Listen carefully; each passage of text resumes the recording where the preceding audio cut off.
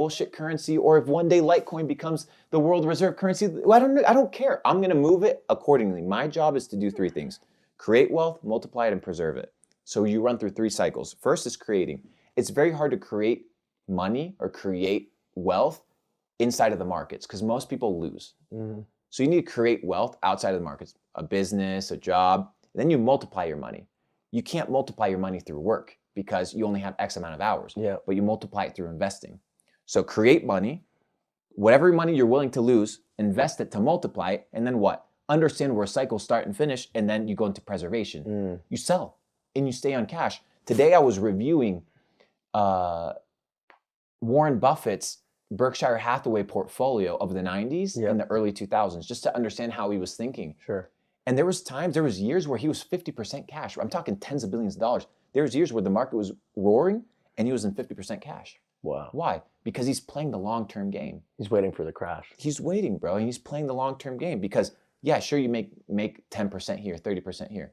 But you don't also want to be the guy whose net worth is fluctuating millions of dollars because that's what happened to me. Exactly. I round tripped it. So you're doing like this, right? I multiplied, and then it went down. I didn't get to the last part. And that's where you multiply and preserve. Because I listened to everyone on Twitter. I listened to the Twitter heads. I listened to all the Bitcoin maxis, and I thought, you know what? Hey, I'm open for waiting for 10 years because I know where Bitcoin's going. But now in this, year bear market, I did not get to take advantage and buy Bitcoin at 15K. I had to basically just survive. Yeah. I couldn't thrive. Yeah. You had to stick it out. I had to stick it out, bro. It was one of the hardest things I ever did. And I asked you, should I sell here? And it was at like what, 20K? And you were like, no, not at this. Yeah, you missed it. I was like, you should have sold before, bro. Might as well sit on it. Yeah. So would you say for me next cycle, is it something where you would trade like shit coins again, or would you I would find. So I would never invest in old altcoin projects. So things that have already had their like boom, like I would never buy Solana again or PancakeSwap. I would never buy AVAX. Why? I might buy PancakeSwap because they're actually currently fucking savages and they actually work. They have a ton of money and they're still really backed by Binance. Yeah, that's the only one because DeFi is still such a big space. But big projects that used to be like hot, like AVAX and Solana, these projects that were like the household names, I'm never going to invest in. There's going to be new ones, right? Exactly, because there's all going to be the new hype. The new hype's going to be AI integration, all this gimmicky bullshit. So what I'm going to do the same thing. I'm going to figure out who are the winners, who are the guys that know how to market, who are the guys that know how to push momentum, who are the guys that are connected with the market makers and the exchanges, invest in those companies, bet on those people, and once I start seeing cracks in the system, sell and short the fuck out of it, dude. For our viewers watching this, how do you find those projects? What is your thought process and the actionable items that you do in order to locate those people, those projects? And then how do you sell? Because you told me, your very simple method of when you know how to sell those little, points or notifications that come up in life where you're like, I'm out. Yeah, so what I would say is I look at macro trends. I don't even look at crypto to know if I'm going to buy or sell crypto. Wow. Like I look at the US dollar. Yeah. What's the strength of the US dollar? Are we printing more money? Are we not printing more money? Mm-hmm. That's very simple right there. Because why? Money sometimes, I believe, is finding a place to go. And I think that partially crypto was created as a place to siphon over a lot of the leftover fiat currency because there's so much in the system. Sure. Bro, that shit went to $2 trillion. Yep. Peak market cap 2.5. That's a lot of money. Yeah. That's a lot of dollars. And now instantly wiped. Right out. So what I'm seeing is market pumps with US dollar inflation. They inject capital in their banks, hedge funds, because remember, they're getting loans at 0%, 0.1, 0.5. Where do you think they're dumping that shit?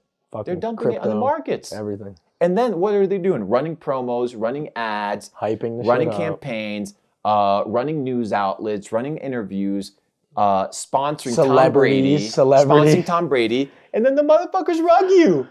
Right when the Super Bowl ads come out. In broad daylight. People are buying this Wonderland Time bullshit ass token. I remember I was in Puerto Rico and Wonderland Time was this token on AVAX chain. Yeah. And it was this token that basically would let you yield money, but it was like 14,000% APY. Like clearly that seems sustainable.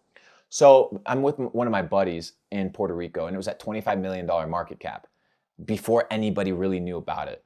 And we're like, dude, we should totally get in it because it's a fork of another project called Ohm. OHM. Yep. And that project did really well. And we started seeing this pick up traction on the AVAX chain. So we put in 55K each into that. It was like Hail Mary. That shit runs up to $770. Then I start seeing all the YouTubers talk about it. They're like, dude, this guy that created this Wonderland time thing, he's the new DeFi god. Like, everybody starts pouring their money. I start seeing TikToks. What am I gonna do with my 14,000% APY? Well, I'm gonna be depositing $30,000 and my return will give me enough to buy a Lambo monthly payment. And I started seeing TikToks like this. Oh boy. Sold, done, out of it. Market implodes. I get into it, I think at about like $800, $900 or something like that. And it rides up to like 11,000 or something crazy per token. And I remember at 9, 10, 11,000, everybody was putting their money in. Everybody was talking about it. As soon as everybody started talking about it, I left. Tell me when you sold, I think you sold everything at this point, maybe all your Bitcoin, but I think one of the FaZe clan guys hit you up or something? So one of the founders of FaZe hit me up, and this was when DeFi was going crazy. Yep. And he hit me up and he's like, should I buy SafeMoon? And I was like, fuck, bro. It's over. And this was literally right before the first dump. Do you remember the first dump? Yeah, the first 50? It was literally right before that. Wow. Maybe like 2 weeks. Wow. And that's when I got rid of all my cake, and then I rebought at $20. So that shit spiked, rebought at $8. Rebought at $8 and ran that back up to 36. And the reason I did that was all the noobs were getting in. The exit liquidity. There's no way a guy whose entire life is based around gaming and entertaining people knows anything about financial management, knows anything about risk and reward ratios when he's out here asking me if SafeMoon is worth buying because he's trying to make an extra couple bucks. That was the first one. And then the ultimate market crash was when an influencer came to me. He's like, bro, I've been talking to all the leading teams, like the founding team from Shiba. Yeah. Shiba Inu, that basically was like the Doge competitor.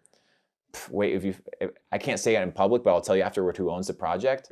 Insane insider shit. Yeah. And he said, oh, I got a phone call from this guy. They're dumping the entire market. And that's when Shiba Inu had an entire explosive run up. Yep. And all the influencers dumped on everybody, bro. Yep. I know it because I saw everybody do it. I was like, let me get out. And I got out. So it's really understanding when the noobs come in, you leave. Yep. When nobody's in, you jump in. Yeah. And that's it. So when it's boring, you just get in when it's boring. When it's scary, dude, why wouldn't you? Like, I got out of crypto completely because there is no, it doesn't feel safe. Yeah. Right? Especially. But I'm still going to short the fuck out of this thing. Sure. And I did, and it went well. I feel like I could have done a lot better, but I'm happy. Here's my one thing with your whole premise on these cycles, especially with Bitcoin. What if, like Weimar Germany, you know, it went like this all the time, and then eventually, bro, it hyperinflated and the currency went to zero. What if that happens with American dollars and it all pours into and collapses into Bitcoin and you're sitting on the sidelines? Do you ever think about that? No. What if it happens? It's a small probability, and it's an unlikely probability because I feel like they would dump it into CBDCs before they dump it into Bitcoin, bro. Like, these guys run the world. So you think these cycles are going to keep repeating? Bro, they've always been repeating since the beginning of dawn. Like, the New York Stock Exchange one day will implode. All the companies will go to zero. They'll be bought up, privately held. This idea of like having a public stock exchange is another big ass gimmick, because what you're doing is you're funneling taxpayer money, you're funneling people's salaries into propelling your own shares, and then exiting your own shares and letting people share buybacks, pumping up the price, CEOs cashing out. It's just a big everything's gimmick. A Ponzi. Everything is a Ponzi. And once I realized that, I was like, I just need to identify which guys are the ones that are going to run the game really well, bet on the winning horses, and the guys that I know that are full of shit. Because you're not dealing with companies, you're dealing with people. Sure. So once I realized, dude, there's so many scammers in here, I can bet against them and make money. Let's do it. Yeah. So every time I short, because I think from a moral standpoint, I like telling people that I'm shorting something, because you are betting against something, and I don't like betting against stuff. But if I give public warnings about it, it's going down. I'm clean. So short the market with these scammers, guys. It's not very hard to do. Don't use leverage. Yep. I don't use leverage. I'll never get liquidated on a trade ever. So you just have a big balance on the exchange just in case? I have a big enough balance. Yep. I never use stop losses. The reason I never use, because you can cover it all. Because I never take big trades that I'm not able to cover. So I'll do like a 3x leverage. Let's say I have a $3 million bankroll in an exchange. I will never do more than a $250,000 trade. I see. Never. Why? Yeah. Because I'm trying to, dude, give me the 3% gain for the week. Give me the 5% sure. gain. Give me the 1% gain. For sure. I don't want to lose money. Yeah. I'm not I'm in preservation mode. You know, Yeah. like keep what I got. I can live. And now I want to go into multiplication mode once the next bull run rolls around.